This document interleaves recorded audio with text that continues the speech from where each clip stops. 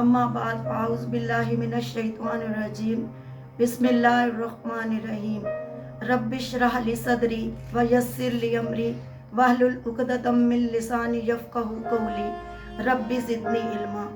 अस्सलामु अलैकुम व रहमतुल्लाहि व बरकातहू। कैसे हैं सब लोग? उम्मीद है सब ठीक ठाक होंगे। अल्लाह तमाम मुसलमानों को बखैर व आफ़ियत रखे, आमीन। वैसे तो क़यामत की मुहक्किकीन ने 100 या 150 निशानियाँ बताई हैं जो हमें अहादीस की रोशनी में मिलती हैं, मगर बाज़ के नज़दीक ये 150 से भी ज़्यादा हैं। लेकिन ये सब सगीरा निशानियाँ हैं। कबीरा निशानियाँ 10 हैं जिनके रूनुमा होने के बाद तौबा कबूल नहीं होगी, लेकिन इनको अशरा साअतुल कुबरा कहते हैं। जो सगीरा निशानियाँ हैं वो तो तकरीबन तमाम रूनुमा हो चुकी हुई हैं, जो हम इर्द गिर्द अपने देख रहे हैं। इन निशानियों में जुल्म सितम, सूद, कत्ल गारत, ख़ानदान का आपस में ला तल्लक होना और मारने वाले को ये इल्म ना होना कि मुझे किस वजह से मारा है, और मरने वाले को भी ये इल्म ना होना कि मेरा क्या कसूर था, और मौसीकी के आलात आम हो जाना। इसके अलावा लोगों का सख्त दिल हो जाना, एक दूसरे के साथ रवैयों का गलत हो जाना, सितारों का इल्म बढ़ जाना, गरीब और कमज़ोर लोगों का बड़ी बड़ी इमारत की तामीर करना। सऊदी अरब में जिस तरह के शेफर्ड या गरीब लोग एक दूसरे पर सबकत ले जा रहे हैं कि एक शहज़ादा बड़ी इमारत बनाता है तो उसके बाद दूसरा शहज़ादा उससे भी बड़ी इमारत बना के दिखाता है। ये सब सगीरा निशानियां हैं क़यामत की, और ये तो तकरीबन तमाम रूनुमा हो चुकी हुई हैं। अब जो बड़ी निशानियां हैं वो 10 हैं, लेकिन उन निशानियों में से किसी एक निशानी के भी नमूदार होने के बाद हमारे पास मौका नहीं होगा कि हम अल्लाह ताला से तौबा कर सकें। इसलिए ये वक्त है कि अब भी हम पलट कर अपने अल्लाह से रजू करें, क्योंकि ये दरमियानी वक्फ़ा बहुत कम है। तमाम छोटी निशानियों के बाद अब बड़ी निशानियों के दरमियान का वक्फ़ा बहुत कम है, और छोटी निशानियाँ जब रूनुमा हो चुकी हैं तो बड़ी निशानियों के बाद हमारा अमाल का खाता बंद हो जाएगा। अब हम दरमियान में खड़े हैं। सिर्फ हमारे पास यही बात है कि क्या हम अपने आप को अल्लाह की तरफ वापस लौटाते हैं या उसी रास्ते पर कायम रहते हैं। 10 बड़ी निशानियों में जो सबसे पहली निशानी है वो ज़हूर दज्जाल है। अब सवाल ये पैदा होता है कि दज्जाल है क्या, और दज्जाल क्या इंसान है या कोई जानवर? तो जवाब ये है कि दज्जाल एक इब्ने आदम यानी इंसान है। और दज्जाल के बारे में हुज़ूर सल्लल्लाहु अलैहि वसल्लम की हदीस से क्या मिलता है, इसके बारे में मैं आपको एक वाक़या सुनाती हूँ। हुज़ूर सल्लल्लाहु अलैहि वसल्लम ने ख्वाब में देखा कि एक शख्स जिसके घुंघराले बाल और उसके रंगत गुलाबी और उसकी एक आंख खराब है, तो सवाल करने पर बताया गया कि वो दज्जाल है। साथ ही हुज़ूर सल्लल्लाहु अलैहि वसल्लम ने एक शख्स को खाना काबा का तवाफ़ करते हुए देखा, जिसके साथ 2 और आदमी भी थे। उनके बाल सीधे, उनका कद दरमियाना और उनकी रंगत सांवली थी। ये हज़रत ईसा अलैहिस्सलाम थे। हज़रत ईसा और दज्जाल का तकरीबन कट्ठा वाक़या रूनुमा होगा। जैसे एक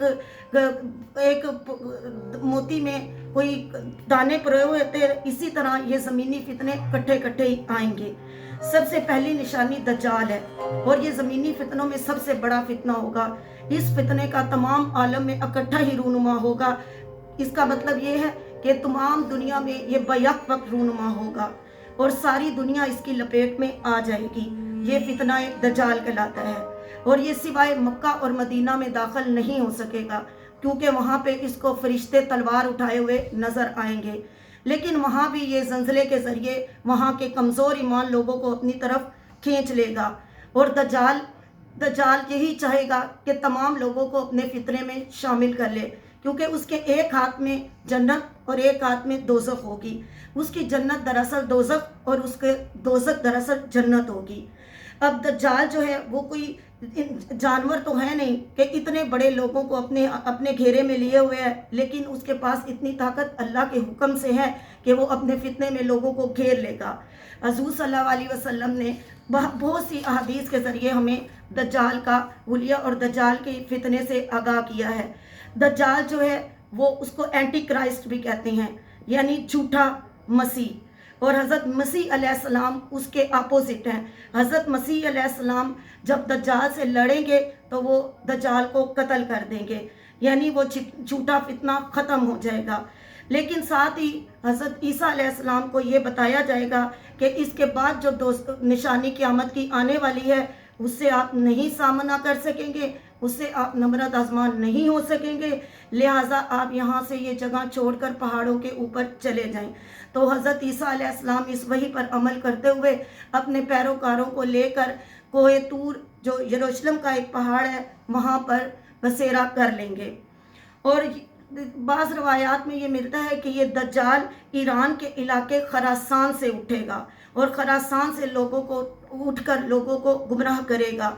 और इसके फितने से बचने के लिए हमें बहुत सी दुआएं और सूरह कहफ की पहली 10 आयात और भी बहुत सी दुआओं के ज़रिए इस फितने से बचने का हुक्म दिया गया है। अब हमारा ये काम है कि हम इस पर अमल करके इस फितने से निजात हासिल करें और उन कमज़ोर ईमान लोगों में शामिल ना हो जो इस फितने का शिकार हो जाएंगे। यही वो हज़रत ईसा दज्जाल को जब कत्ल करेंगे तो वो इमाम मेहंदी की इमामत में नमाज भी अदा करेंगे।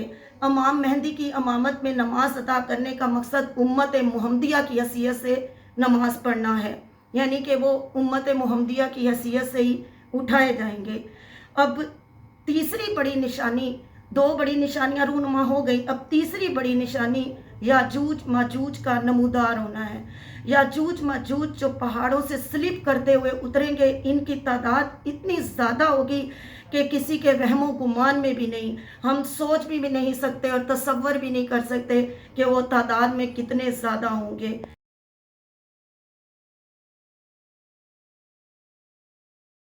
रवायात में आता है कि याजूज माजूज जब किसी दरिया के पास से गुजरेंगे तो उसका सारा पानी पी जाएंगे। फ़लस्तीन की झील तबरिया के पास से जब ये गुजरेंगे तो वो झील इतनी बड़ी पानी की झील है, मगर इसके बावजूद उसका पूरा पानी ख़त्म कर जाएंगे।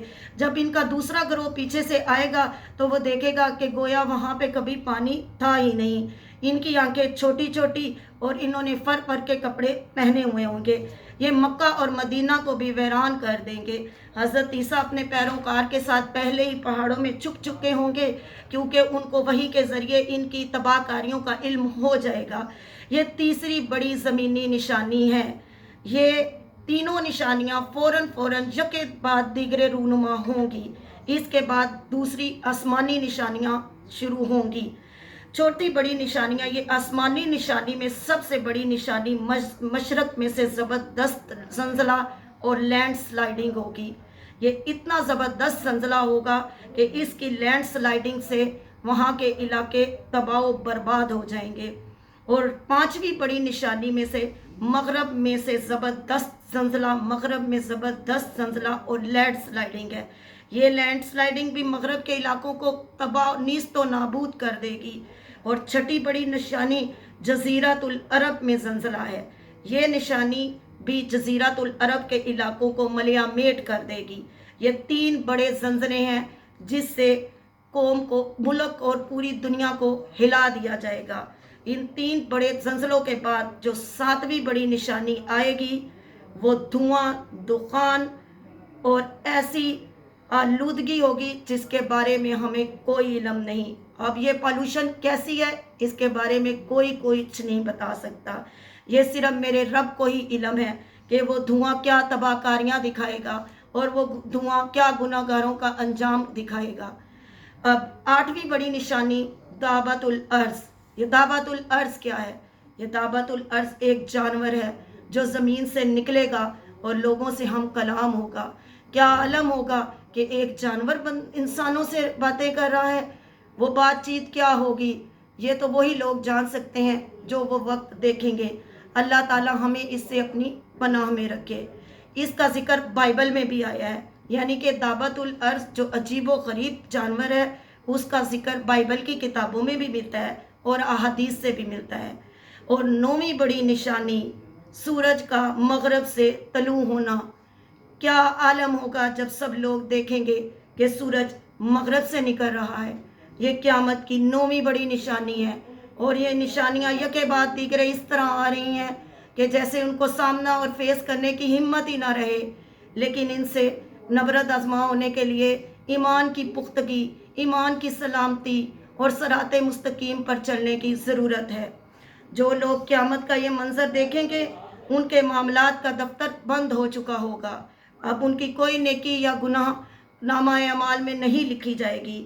اور 10ویں بڑی نشانی یعنی ساعت الکبریٰ، 10ویں بڑی نشانی وہ آگ ہے جو یروشلم سے اٹھے گی اور بلاد شام سے اٹھتی ہوئی تمام لوگوں کو گھسیٹتے ہوئے روز محشر تک لے جائے گی۔